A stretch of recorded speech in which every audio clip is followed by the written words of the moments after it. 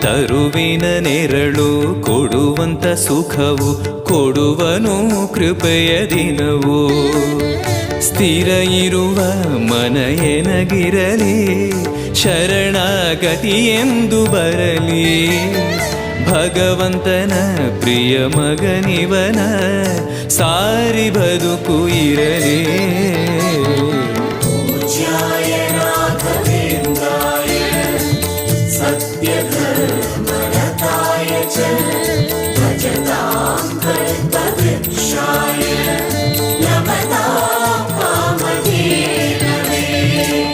ಆಲಯವೆಂದರೆ ಮಂತ್ರಾಲಯವೇ ಬೇರೆ ನಾ ಅರಿಯಲಾರೆ. ರಾಜನು ಎಂದರೆ ಶ್ರೀ ಗುರುರಾಜನೇ ಮತ್ತು ನಾ ತಿಳಿಯಲಾರೆ. ಆಲಯವೆಂದರೆ